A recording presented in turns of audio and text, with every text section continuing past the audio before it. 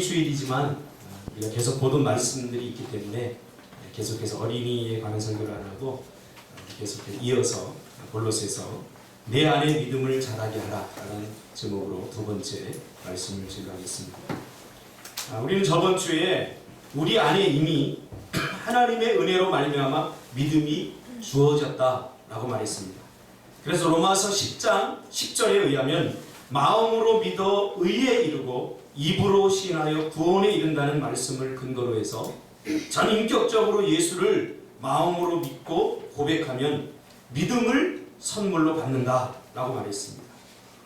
그러므로 마음으로 믿고 입으로 시인하여 예수님을 영접했다면 이미 그 사람에게는 믿음이 선물로 주어졌다는 사실을 여러분 믿으시길 바랍니다. 이 믿음이 내 안에 있다는 것은 느낌이 아니에요. 팩트, 사실이에요. 하나님의 약속을 내가 마음으로 믿고 그것을 받으면 내 안에 이미 믿음이 생기는 거예요. 그렇죠? 이것은 하나님의 약속이에요. 그러므로 우리 안에 이미 믿음이 있다고 말했습니다. 그러므로 우리는 두 가지를 살펴봐야 된다고 그랬죠. 믿음의 유무. 내가 믿음이 있는 사람이냐 없는 사람이냐 그걸 살펴보는 것과 내 안에 믿음이 존재하느냐 존재하지 않느냐 이것을 살펴보는 것과 내 안에 믿음이 존재한다면 확실히 믿음이 있다면 그 다음 중요한 것은 내 안에 있는 믿음이 큰 믿음인가 적은 믿음인가 하는 것을 살펴봐야 한다고 말했습니다.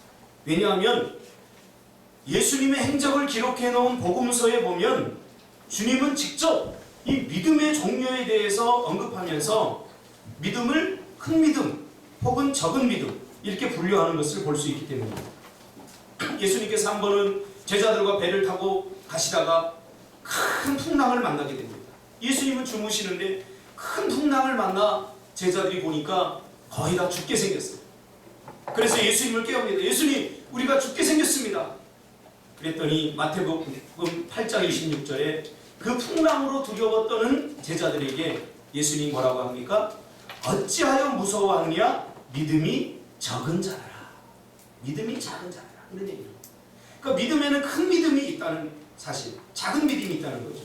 또 마태복음 15장에 보면 한 귀신 들린 자녀들을 둔 그 가나안 여인이 자신의 딸을 고쳐달라고 예수님께 오죠. 그때 예수님께서 뭐라고 합니까? 나는 이스라엘의 집에 잃어버린 양 외에는 다른 데로 보내심을 받지 않았다. 그러면서 거절합니다.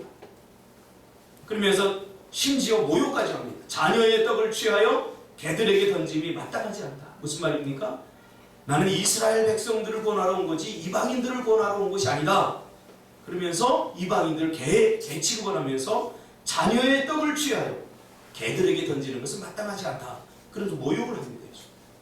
자, 그럼에도 불구하고 이 여인은 끝까지 포기하지 않고 온갖 자존심 상하는 말 다 듣고 온갖 모욕을 다 듣고도 포기하지 않고 어떻게 합니까? 주여 올소이다마는 개들도 제 주인의 상에서 떨어지는 부스러기를 먹나이다. 이렇게 고쳐달라고 그래도 고쳐달라고 그렇게 이야기합니다. 그러자 주님이 그 여인에게 뭐라고 말합니까? 여자여 내 믿음이 크도다. 여자여 내 믿음이 크도다. 그렇습니다. 내 안에 믿음이 있는 사람은 그래서 행함으로 드러나는 거예요.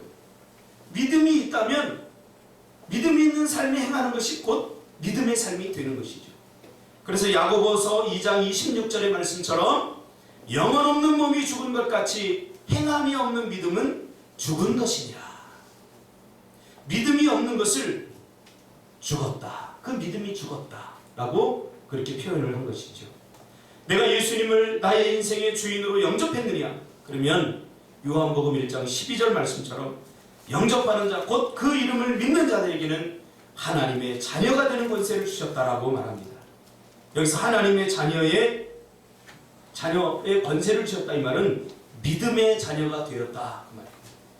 권세와 믿음은 같은 말입니다. 하나님의 자녀의 권세, 그것은 바로 믿음이 증명하는 것입니다. 믿음이 있으면 그 사람은 하나님의 자녀가 되는 권세가 주어진 거죠. 목사님이 왜 자꾸 믿음에 관해서 이야기를 하는가? 이 믿음에 관해서 살펴보는 것은 정말 중요한 문제이기 때문에 그렇습니다. 저도 어릴 적부터 신앙생활을 해서 모태 신앙이라고 그러죠. 모태 신앙, 어릴 적부터 신앙생활을 했는데 이 믿음으로 교회 다니고 믿음으로 신앙생활을 하는 것과 이 믿음이 없이 교회 다니는 것과는 엄청난 차이가 나요. 믿음을 가지고 다니는 것을 신앙생활이라고 한다면 믿음 없이 다니는 것을 우리가 종교생활이라고 이렇게 합니다. 물론 종교생활이라고 해서 이게 나쁜 것은 아니에요. 하나님께서 우리를 부르시는 과정 속에서 어떤 사람은 한 번에 믿음을 주기도 하지만 어떤 사람은 시간에 걸쳐서 믿음을 주기도 하고, 그렇죠? 그 시와 때는 다 하나님의 손에 있기 때문에 뭐 믿음이 있느냐 믿음이 없느냐, 믿음이 없다고 해서 비난받을 일도 아니고 믿음이 있다고 자랑받을 일이 아니에요. 왜? 믿음이 우리에게서 나온 것이 아니기 때문에, 하나님이 우리에게 선물로 주신 것 때문에. 그래서 믿음이 없는 사람들은 별로 기죽을 필요도 없어요. 다만 하나님께서 우리에게 믿음을 주시는 과정 속에 우리가 있다는 것을 여러분 반드시 기억하시기를 바랍니다. 저도 오랫동안 교회 다녔지만 유초등부 다닐 때 믿음이 그렇게 없었어요. 하나님이 살아계신 거 잘 몰랐어요. 그러나 하나님께서 때가 되시니까 그 믿음이 나에게 확신으로 다가오는 때가 있다. 그래서 믿음에 관해서 살펴보는 것은 정말로 중요한 일입니다. 신앙생활의 시작은 바로 믿음으로 시작되기 때문입니다. 신앙생활과 종교생활을 나누는 기준이 바로 믿음이기 때문이죠. 저는 많은 크리스천들이 그들의 고백을 통해서 구원받은 믿음은 없지만 여전히 교회에 머물고 있으면서 갈등하는 것을 저는 너무 많이 경험했고, 그런 것에 대해서 저는 너무 많이 안타까움을 느꼈습니다. 왜냐하면 저도 그런 것을 경험했기 때문이죠. 오늘날 교회가 해야 할 일이 무엇입니까? 오늘날 교회가 해야 할 일은 바로 구원의 확신으로 사람들을 인도하는 것입니다. 구원의 확신. 그리고 믿음은 나의 의지와 나의 노력으로 얻어지는 것이 아니라 하나님의 선물이라는 사실을 우리는 전번 주까지 살펴봤습니다. 로마서 10장 17절에 보면 그러므로 믿음은 들음에서 나며 들음은 그리스도의 말씀으로 말미암았느니라 라고 말합니다. 우리는 무엇을 믿는 것입니까? 하나님의 말씀을 믿는 것입니다. 그래서 하나님의 백성들에게 말씀은 축복인 것이죠. 그리고 우리 안에 이미 있는 믿음을 자라게 하시는 분은 하나님이십니다. 내가 자라게 하는 것이 아닙니다. 그러므로 우리는 주님의 자라게 하심에 협조하고 동력해야 한다라고 말했습니다. 자, 이게 굉장히 중요한 거예요. 자라게 하시는 분은 하나님이신데 하나님은 아무나 자라게 하시는 것이 아니라 협조하고 동력하는 자에게 그 믿음을 하나님께 쑥쑥쑥 자라게 하십니다. 그러면 우리가 그렇게 생각할 수 있어요. 하나님은 좀 무능하네?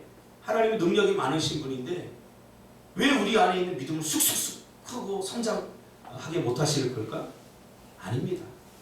하나님은 우리 안에 있는 믿음을 키우고 성장시키지 못할 만큼 무능해서 그런 게 아니라 우리를 사랑하기 때문에 그렇습니다. 사랑하면요, 가장 중요한 건, 내가 사랑을 받는다라는 느낌을 받으려면 가장 중요한 게 있는데 그게 뭐냐면 자유함을 느껴야 돼요. 자유스러워요. 제가 결혼을 하고 나서 사랑을 해서 결혼을 했는데 가만히 어느 순간에 내가 생각해 보니까 내가 집사람에게 자유를 안 주는 것 같아요. 내 규율과 내 계획, 내 규칙을 딱 놓고 거기에다가 집사람을 딱 맞춰서 여기에 맞지 않으면 내가 통제하고 큰소리치고, 사랑을 해서 좋은 가정을 이루고 행복하기 위해서 결혼을 했는데 말로는 사랑인데 내 아내가 결혼하고 나서 별로 행복해 보이지 않아요. 자, 그렇게 된 결정적 계기가 있었어요. 제가 전도사를 하고 집사람이 직장을 다녔는데 직장을 다니면 회식을 하잖아요. 회식을 하는데 제 생각엔 그래요. 적어도 12시 이후에는 안 들어오면 안 돼요. 가정을 가진 사람이. 근데 그 규칙도 가만히 보면 내가 만든 규칙이지 뭐 성경에 나오는 규칙은 아니에요. 그냥 내가 생각하기에 적어도 12시에는 들어와야 된다.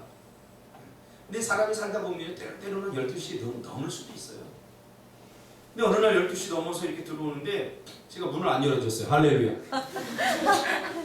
문을 안 열어주고 안에서 당신이 지금 결혼한 여자야? 가정 있는 여자야? 그러면서 안에서 말을 하는 거죠. 미안해, 잘못해서 한 번만 열어줘. 아 싫어, 못 열어줘. 당신 친정으로 가. 그 사건이 있은 후에 제가 곰곰이 생각하게 됐어요. 내가 정말 저 여자를 행복하게 해주기 위해서 결혼을 했는데 내가 어느 순간에 통제하고 있다는 사실. 그러니까 저 여자가 말로는 사랑한다고 하지만 가끔 그런 얘기해요. 거짓말. 뻥치고 있네. 그러니까 내 방식, 내가 원하는 대로 사랑하는 거죠. 하나님도 똑같은 거예요. 하나님 우리 사랑하시기 때문에 우리에게 자유를 주는 거예요. 자유가 없으면요, 내가 사랑받는다라는 느낌을 별로 받지 못합니다. 하나님은 우리를 로봇처럼 만들지 않았습니다. 우리에게 자신의 형상을 입혀서 신처럼, 골로새서에 보니까 신의 성품에 참여한 자들라고 말했습니다. 신처럼 만들어 놓으실 정도로 우리를 사랑하셨습니다.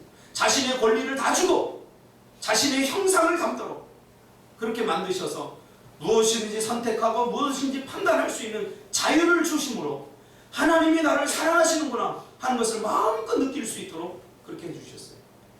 로봇은 사랑을 못 느낍니다. 왜? 인간이 만들고 그리고 인간이 통제하기 때문에. 로봇은 사랑을 못 느껴요. 그러나 우리 인간은 하나님의 형상을 따라 만들어졌기 때문에 하나님이 우리에게 자유를 주셨어요.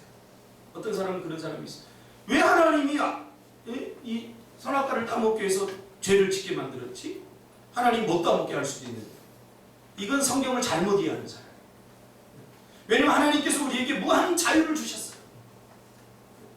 자유가 하나님이 우리를 사랑한다는 그러한 증거입니다. 하나님께서 우리에게 주신 자유의지로 무엇이나 마음껏 할 수 있는 사람으로 우리를 만들어 놓으셨어요. 신의 성품에 참여한 자처럼 아주 수준 높게 만드는 거죠.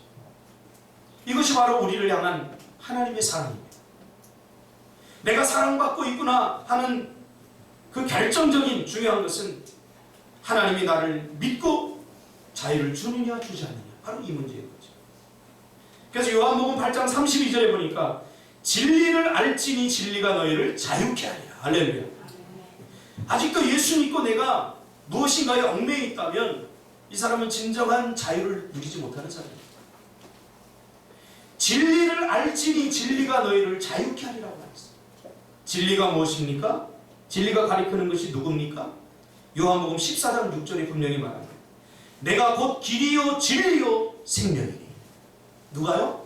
예수님. 예수. 나로 말미암지 않고는 아버지께로 올 자가 없느니라 라고 말씀합니다. 사랑을 받고 사랑을 느끼려면 자유가 필수적이지. 가끔 그런 질문을 받습니다. 전도를 하다 보면 왜 하나님은 똑같은 사람인데 아프리카의 그 아이들을 굶어 죽게 만들죠? 왜 하나님은 그런 고통을 허용하시죠? 왜 하나님은 IS 같은 놈들을 한 방에 없애지 않죠? 그 나쁜 짓을 하는 그런 사람들을 왜 그냥 내버려 두시죠? 우리를 사랑하기 때문입니다. 자유 때문입니다. 자유를 빼앗고 억압하고 통제하는 것은 자유가 아닙니다. 무엇이든지 할 수 있는 자유가 있을 때 진정 우리는 사랑받는 느낌을 받게 되는 거죠. 그러나 우리 인간은 그 자유를 다른 사람들을 고통스럽게 하고 다른 사람들을 힘들게 하는 데 사용할 뿐입니다.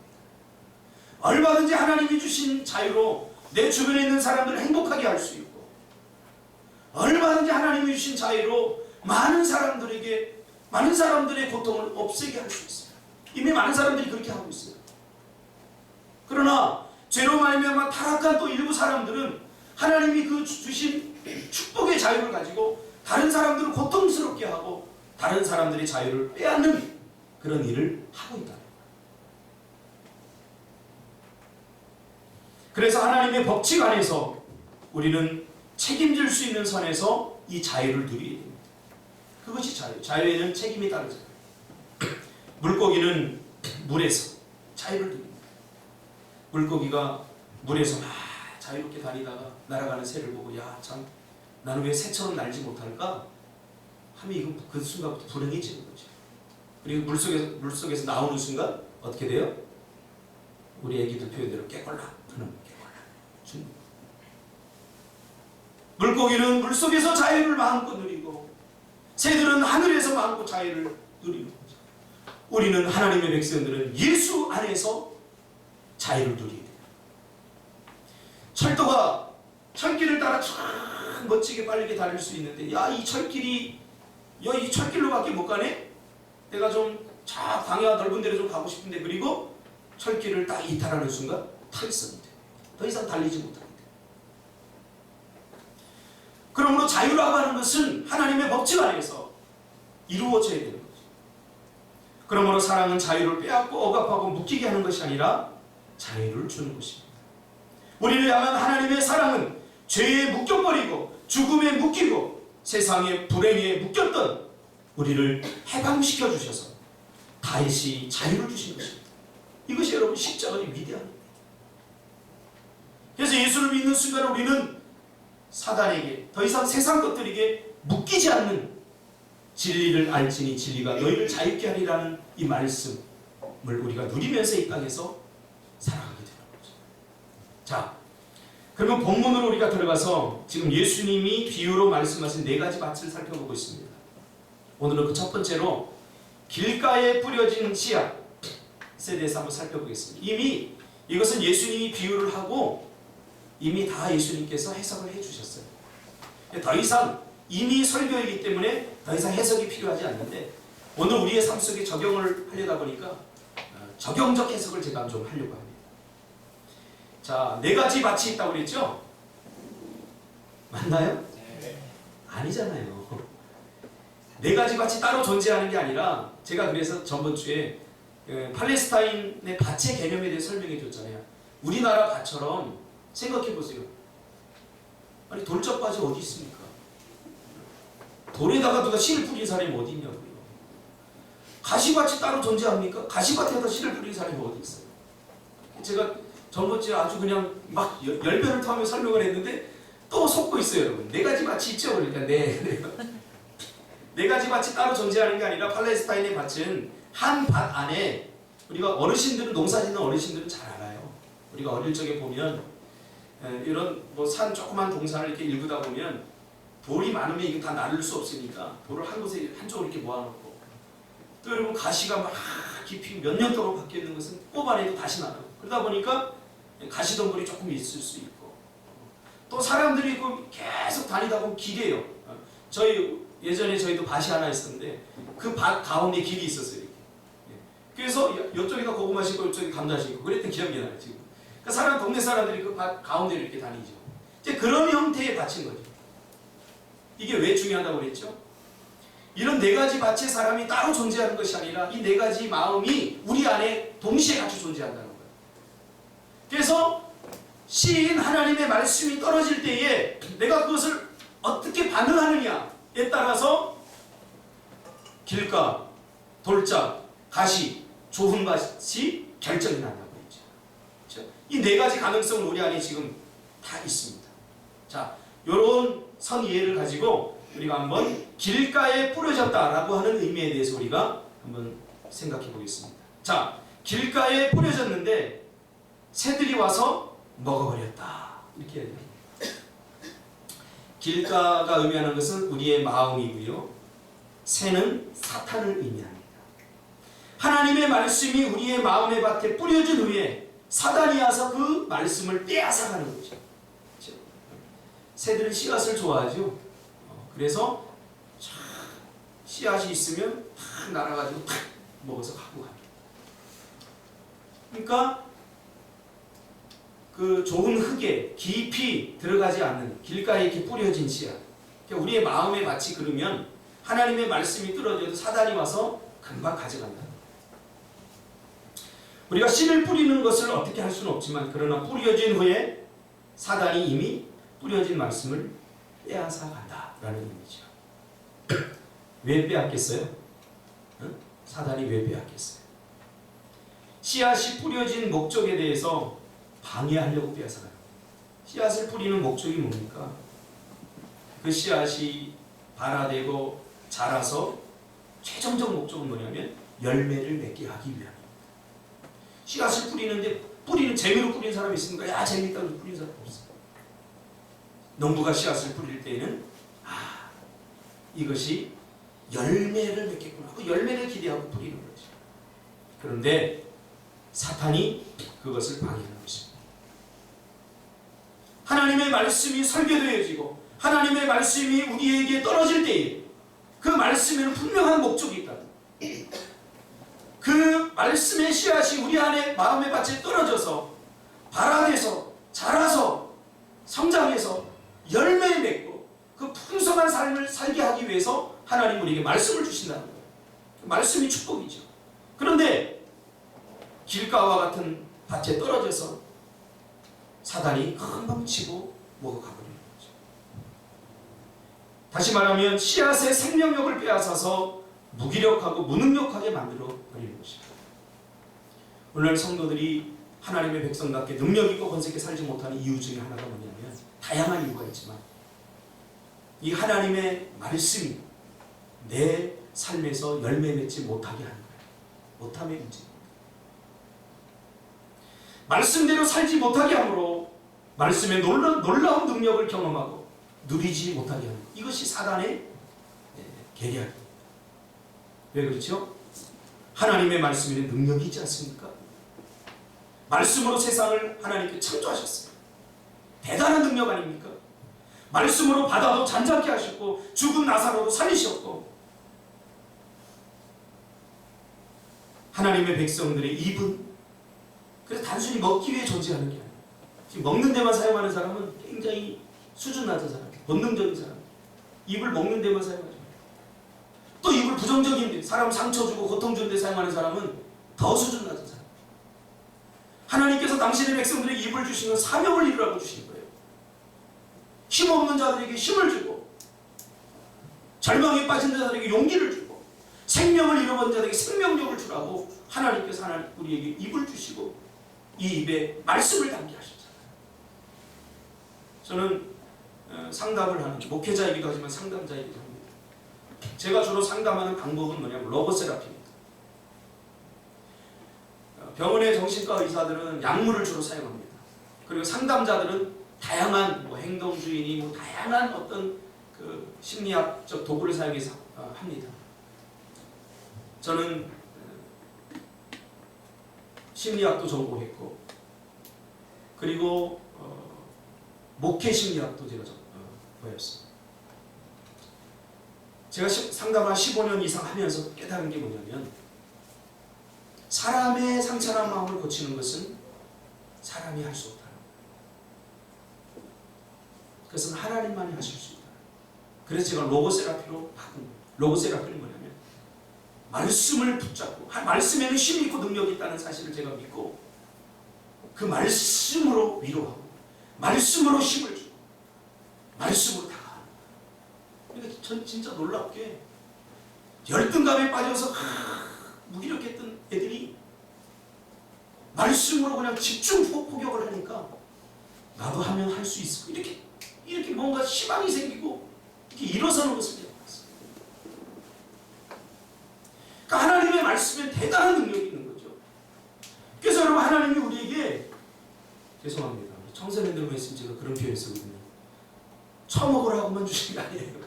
이 입을 사명을 이루라고 주신 우리 주위를 돌아보세요. 어떤 사람은요 30년 동안 자기 부모에게 칭찬 한 번 못 받고 자란 친구가 있어요. 얼마나 불행하겠어요.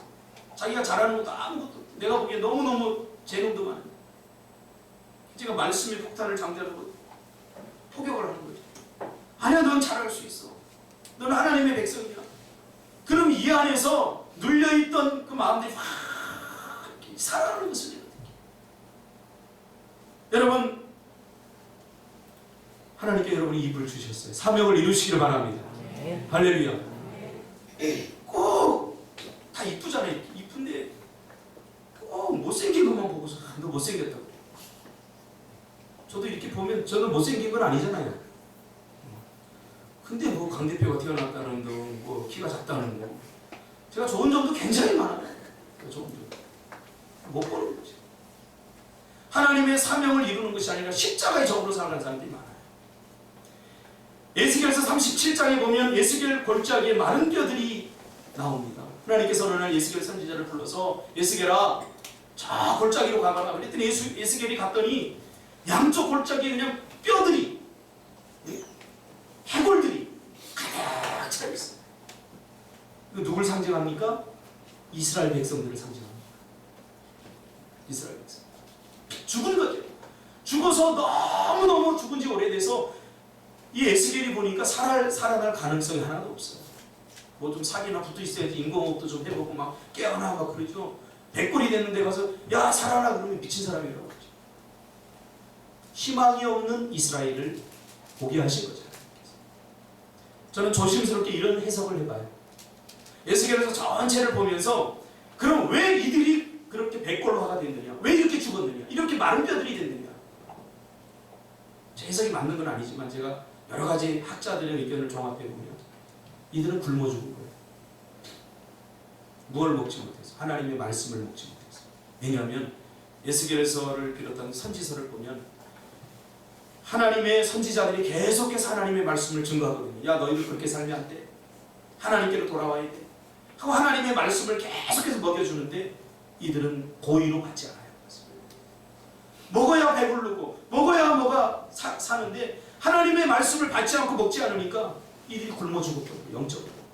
여러분 우리도 마찬가지입니다. 하나님의 말씀을 우리가 영적인 양식으로 공부받지 않으면 영적으로 굶어 죽어요.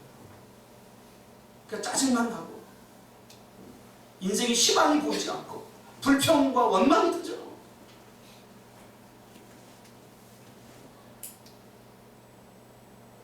이 마른 뼈들, 희망이 없는 마른 뼈들에게 하나님께 에스겔에게 말합니다. 에스겔아, 이 뼈들이 능히 살겠느냐?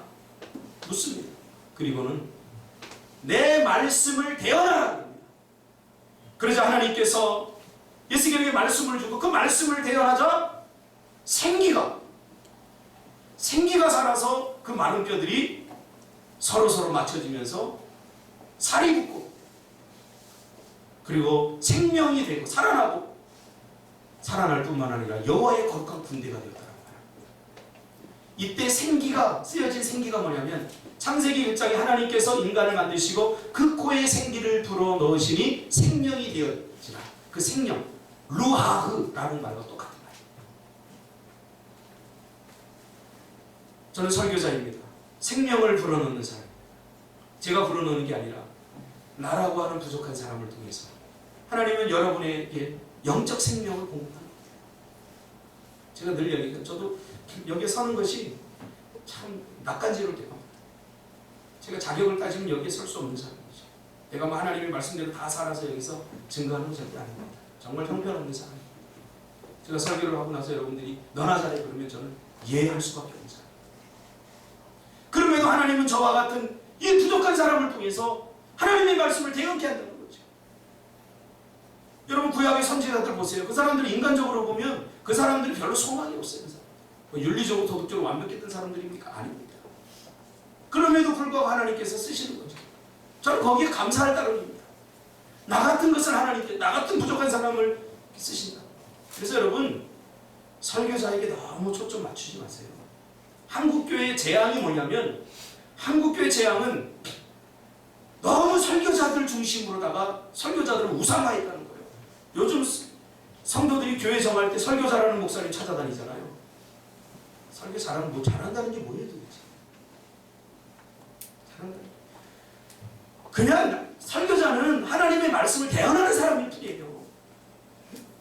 눈물 몇 방 흘리게 하고 뭐 그게 대수가 아니에요. 제가 오늘 설교하고 다음 주가 되면 저도 뭐 설교는 잊어버려요 제가. 이렇다고요. 그냥 그 순간순간 하나님이 주시는 말씀을 대언할 뿐이죠. 대언. 그러니까 오늘날 한국교회 성도들이 이 설교자를 우상화시켜서 한국교회가 이렇게 약화되는 거예요. 제 꿈이 있습니다. 우리 교회 성도들이 전부 다 설교하는 거예요. 지금 그렇게 하고 있고요. 배세왕 집사 설교할 때 저 은혜 많이 받아요. 왜? 배세환 집사 제가 중2 때 만났는데 우리 배세환 집사의 인격, 윤리, 도덕성, 욱하는 거 제가 다 알죠. 그러나 설교할 때 저는 그걸 보지 않습니다. 배세환 집사의 입을 통해서 역사하시는 하나님의 음성만을 듣기를 원해요. 그러니까 은혜 받는, 정말 은혜 많이 받아요. 집사람하고 배세환 집사 이미 새벽에 설교하고 나면 집사람이 꼭 저에게 하는 말이 은혜 많이 받았다. 그래서 내 심장을 자극해요. 제가 설교하고 나서는 은혜 많이 받았다 그런 말 한 번도 별로 들어본 적이 요새 좀 못 들어요. 내가 예전에 가끔 들어요. 근데 배세환 집사 설교하면 은혜 받았다. 왜 그렇게 했어요? 구약의 성도들은 선지자를 봤기 때문에 선지자를 돌로 치고 선지자를 거부한 거죠. 선지자 배후에 역사하시는 하나님을 보지 못합니다. 여러분, 제가 설교할 때 저는 보지 마시고 내 뒤에 역사하시는 하나님의 음성을 들으시길 바랍니다. 그것이 복된 거예요. 하나님의 말씀을 대언하자 군대가 되었죠. 히브리서 4장 12절에 보면 하나님의 말씀은 살아있고 활력이 있어 좌우의 날선 어떤 검보다 예리하며 홍과 영광이 관절과 골수를 찔러 쪼개기까지 하며 또 마음의 생각과 뜻을 판단한다. 이게 무슨 말입니까? 하나님의 말씀에는 힘이 있습니다. 살리는 힘, 회복하는 힘, 기적을 만드는 힘이 있습니다. 그래서 이왕 사는 거요, 좀 하나님의 말씀을 믿는 믿음으로 서로 좋은 얘기도 좀 많이 해주세요. 내 단점 네가 얘기 안 해도 내가 잘 알아요. 단점 후벼파냐, 후벼파다 못해 막 잘근자근시고 좀 잔인하다는 생각이 들어요. 그것 때문에 우리가 얼마나 마음의 상처를 받고 고통스럽고 우리가 잠을 이루지 못하지 않습니까? 그럴 필요 없어요. 좋은 이야기 해주세요. 믿음의 이야기. 연세 드신 사람, 우리 장로님 늙으면 죽어야 된다고 그러는 장로님 좀 그런 말 안 했으면 좋겠어요. 연세 드시면 우리 장로님 참 연세 곱게 잘 드시지 않았습니까? 참 중후하고 중후함에서 나오는 기도 한마디 한마디가 막 폐부를 찍어요. 이 젊은 목사는 감히 담을 수 없는 그런 영적 무게가 가끔 느껴져요. 그러니까 얼마나 아름답습니까? 아름답게 연세 드시고 다 좋은 거 봐야죠. 자꾸 산에 올라갔으면 우리 차주 집사님 산에 잘 올라가잖아요. 그렇죠?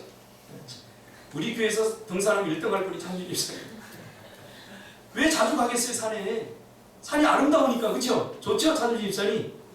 네. 근데 꼭 산에 가서 저 구석대기에 숨어있는 쓰레기 보면서 어떤 새끼가 여기다 쓰레기 버렸어. 그러면서 불평하고 투정하면서 냄새나. 좋은 거 보세요. 그리고 쓰레기 있으면 다른 사람 보면 기분 나쁘니까 슬쩍 주머니 주고는 내죠. 그것도 주스면 생생 내지 말고 태양.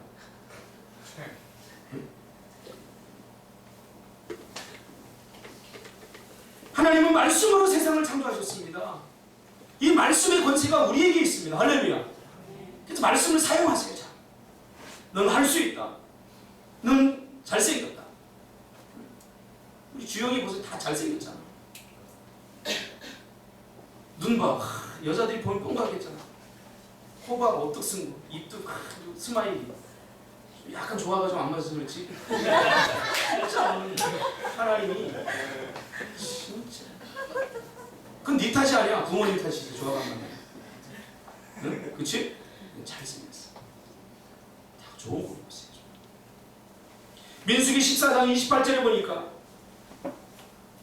저는 일평생 이 세 가지 주제를 가지고 설교를 하려고 합니다. 왜냐하면 제가 어릴 적부터 교회에 다니면서 사람들이 11조 안에서 망하고 뭐 예배 안 드려서 망하고 그런 거 별로 못 봤어요. 사람들이 불행해지는 비결 세 가지를 제가 깨달은 게 뭐냐면 원망하고 불평하고 탓할 때는 망하는 거예요. 어제도 제가 내적 취하면서 민지하고 보람한테 얘기했어요. 내가 가난한 것이 뭐 죄냐? 태어나보니까 가난한데 어떡하는 거야? 가난한데 자꾸 부모 탓하고 이 사람 탓하고 환경 탓하고 이게 불행한 거예요. 저도 그렇게 살았어요. 제가 5살 때 아버지가 돌아가셨어요. 늘 내가 자기 합리화시킨 게 난 아버지가 없잖아. 나 이 정도도 잘했잖아. 늘 이거. 그러니까 더 앞으로 나가지 못하겠네. 어느 순간에 불평이 없어지고 원망이 사라지고 다른 사람 탓하는 것이 아니라 이제 내가 문제구나 하는 것을 깨닫게 될 때 내가 행복해지고 우리 가정이 행복해지더라. 저는 일평생 강조할 겁니다. 성도들이 기도 안 해서 예배 안 드려서 11조 안 드려서 망하는 거 좀 못 봤습니다. 힘들면 못 드릴 수도 있고 또 바쁘면 예배 또 빠질 수도 있어. 그렇다고 또 이야기 듣고 은혜 받고 또 빠져요. 이런 거면 또 은혜 받아요. 바쁘면 기도 못 할 수 있어. 그러면 꼭 새벽기도 빠져버려. 설교도 참 잘해야 돼. 또 반드시 해야 됩니다. 그러면 이 율법주의 목사야. 그러고 좀 술 쳐 드시고도 교회 나와도 됩니다. 그러면 또 자유주의 목사라고. 참 설교하기 힘들어요. 민수기 14장 28절에 뭐라고 합니까? 그들이 이르기를 여호와의 말씀에 내 삶을 두고 맹세하노라. 너희 말이 내 귀에 들린 대로 내가 너희에게 시행하리라. 그러니까 여러분이 지금의 인생은 여러분이 만든 거예요. 여러분이 그렇게 생각하고 여러분이 그렇게 말했잖아요. 말한 대로 돼요. 하나님 뭐라고 그래요? 너희 말이 내 귀에 들린 대로 시행하리라. 할렐루야. 이왕 못생긴 거 자꾸 못생겼다고 하지 마세요. 이쁘다 하면 더 이뻐지는 거예요. 자꾸 가꾸세요. 어떤 그 성형학과 의사가 쓴 책을 보니까 미인은 타고나는 게 아니래요. 미인은 가꾸기 나름이래요.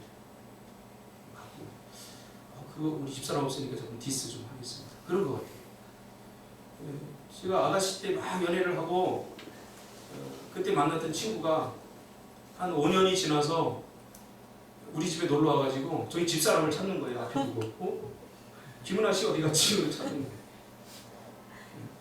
좀 아가씨 때 좀 못생긴 편은 아니었는데 그렇게 되죠. 가꾸는 게 중요해요. 또 누가 가서 꼬질 신준이 꼬질르지 마. 내가 피곤해 그랬지.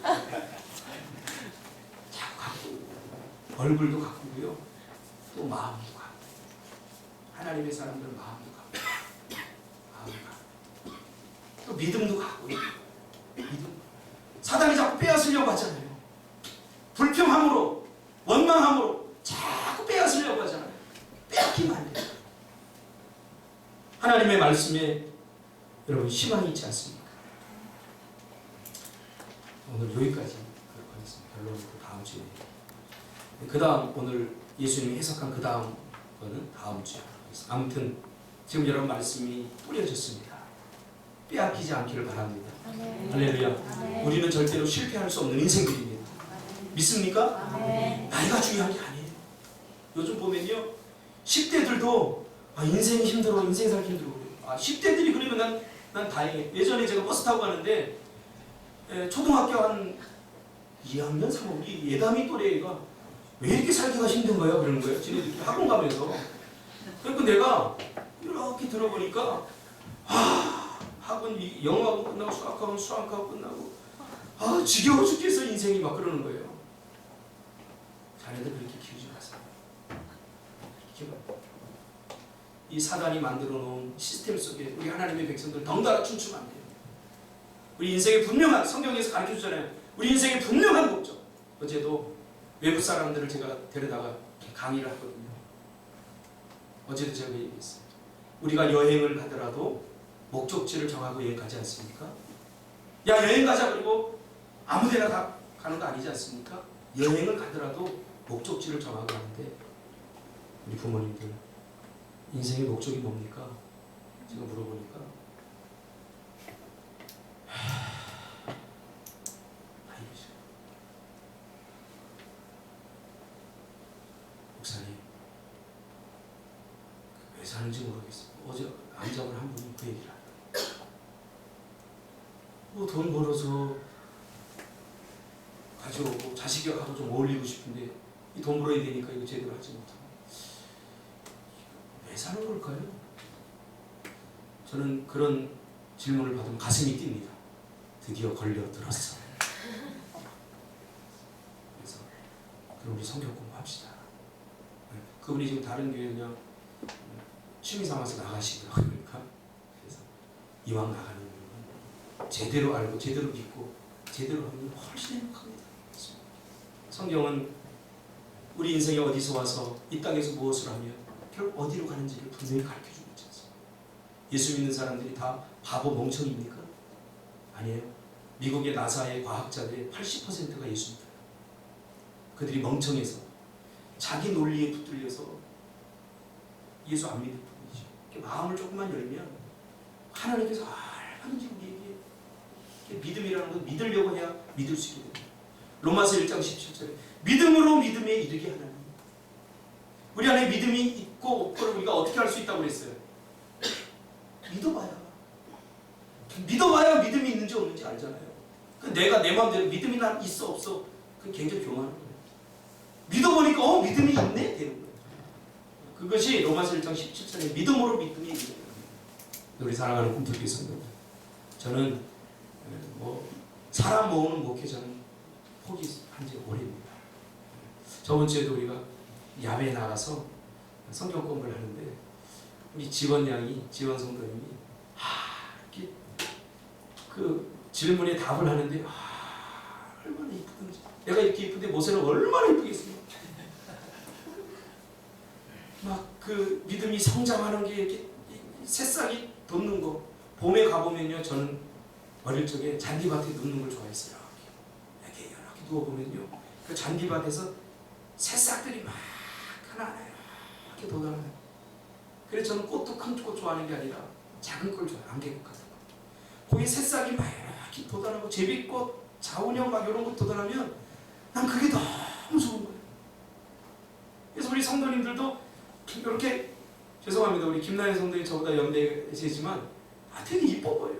그 신앙생활을 이렇게 하려고 막 말씀을 막 이렇게 암송하고 막 이렇게 하는 거 보면 이뻐 보여요. 주님도 그러지 않을까요?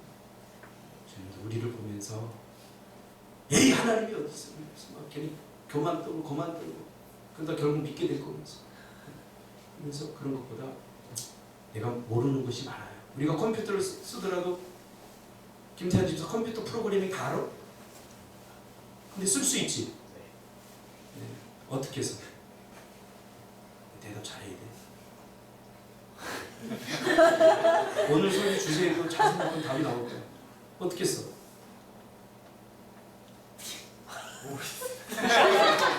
그래서 네가 안 되는 거야. 믿음으로 쓰는 거지. 믿음으로 컴퓨터 딱 누르면 이게 작동될 거라는 걸 믿음으로 쓰는 거지. 뭐 그거 다 알아서 쓰는 거예요? 믿음으로 쓰는 거야. 딱 누르면 부팅되고 딱 누르면 믿음으로. 하나님에 대해서 우리가 다 알아서 믿습니까? 백날 못 믿어요. 믿으면 이해가 돼요. 믿으니까 하나님이 살아있다. 우리의 이 작은 머리로 하나님을 어떻게 다 이해할 수 있겠어요? 다 이해 못해요. 하나님과 우리는 차원이 다릅니다. 그래서 믿음 나에게 주신 건 난 너무 감사해요. 저도 굉장히 크리티컬한 사람이, 비판적이고 비난적이고 따지기 좋아하고 그런 사람이거든요. 그런데 어릴 적에 교회 나가서 저희 어머니가 교회 다니기 때문에 어쩔 수 없이 나갔지만 내 비전과 꿈은 뭐냐면 중3 때 교회 안 나가는 거예요. 중3 때. 왜냐면 그전에는 힘이 없어서 엄마가 이렇게 때리면 맞아야 되는데 중3쯤 되면 내가 좀 해볼 수 있을 것 같아요. 그래서 내가 중3 되면 교회 안 나갈 거야. 그리고 중3 돼서 정말 힘이 딱 생기고 엄마가 어느 날 자고 있는데 형서가 교회 가야지. 그러니까 안 가. 그러니까 깜짝 놀라는 거야. 하나님이 없는데 왜 가라고 그러지? 힘들어, 피곤해. 잠자는 게 훨씬 유익해. 그 잤어요. 난리가 났죠. 입을 막 빼야 발로 차고 막 부지깽이 들고 맞기도 하고 한 달 동안 제가 그 고난과 고통을 겪고 예수 믿는 사람도 핍박하더라고요. 교회 안 다닌다고 그러니까 막 핍박하더라고요. 쟁취했어요. 어머니가 나중에 포기하시고 그래 1년 만이야? 그 다음부터 가는 거야. 1년 안에 놀라운 일이 있었죠. 내가 아무리 부인하려고 해도 하나님은 살아계시다. 하나님은 살아계시다. 이건 어쩔 수 없어요. 공기가 눈에 보이지 않아서 않아도 우리는 공기가 있다는 것을 알듯이 우리가 하나님을 부인한다고 하나님이 없는 게 아니에요. 그건 자기 생각일 뿐이죠. 하나님은 사람이죠. 이 하나님을 만나고 기쁘고 행복한 그런 인생을 살아가시길 주님의 이름으로 축복합니다. 기도하겠습니다. 걸어가신 아버지 하나님 감사합니다.